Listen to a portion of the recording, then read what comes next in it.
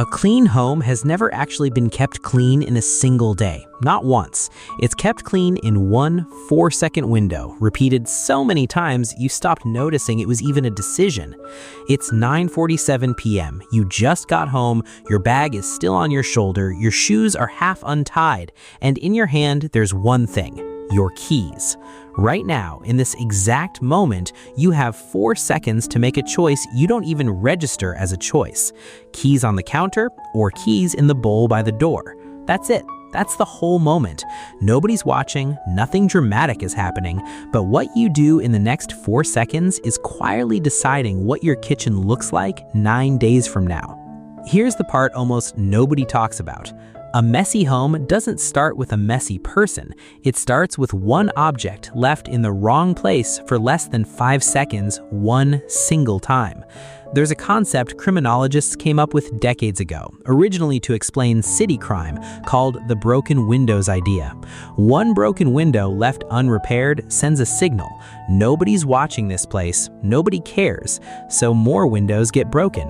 Nobody planned that. It happened because one small sign of disorder gave permission for the next one. Your kitchen counter runs on the exact same signal. The first item you set down just for a second isn't just an item, it's a message to your own brain. It says, this surface is now fair game, and the next time you're holding something with nowhere obvious to put it, your brain remembers that message. It goes back to the counter, not because you're lazy, because the counter already told you it was allowed.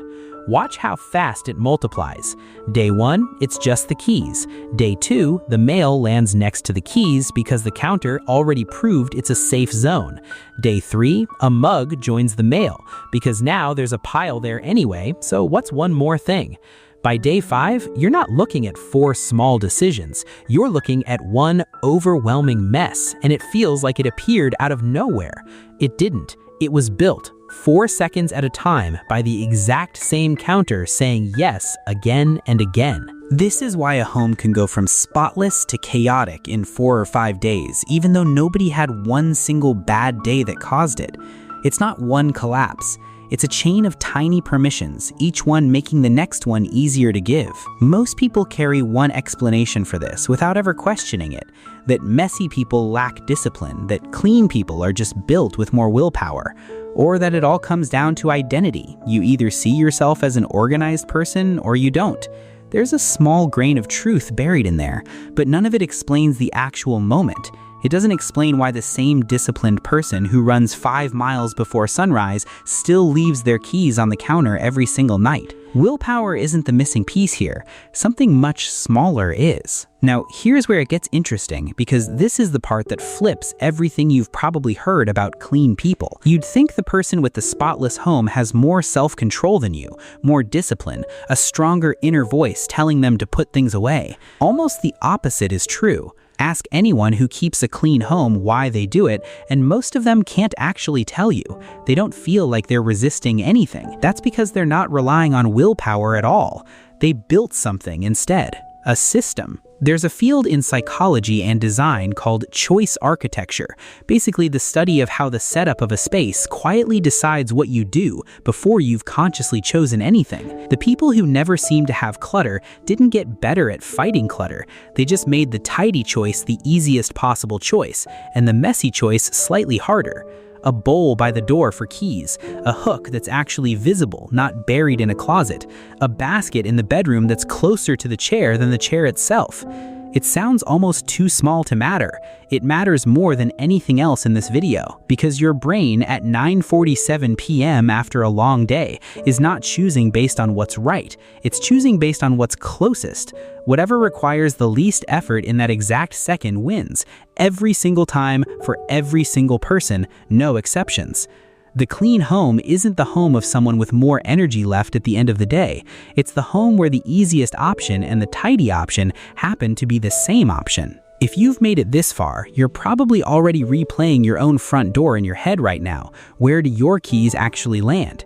If this is already making sense, go ahead and tap that like button and hit subscribe before we go further, because the next part is the one people usually get wrong on their first try. Here's the mistake almost everyone makes when they try to fix this. They try to declutter everything at once. One giant Saturday, bags to the donation center, everything reorganized, a fresh start. And it works for about 11 days. Then it slowly drifts back to exactly where it was. It drifts back because a one-time cleanout fixes the mess. It doesn't fix the 4-second decision. The system that let the first item land on the counter is still sitting there, unchanged, waiting for the next tired night. You didn't change the moment, you just emptied the counter that the moment happens on. So the actual shift isn't a bigger cleanup. It's redesigning exactly 4 or 5 decision points in your home, the ones you hit at your most tired, most rushed, most distracted moments, where your keys land, where your shoes end up, where mail gets opened, where the day's mug ends its life. Fix the landing spot for those 4 things, and you've removed almost every broken window before it ever happens. Everything else in a home tends to follow those first few decisions. It's rarely random.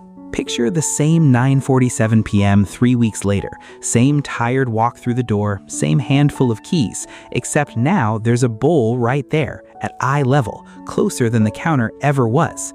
Your hand doesn't even think about it anymore. Keys go in the bowl. And that's it.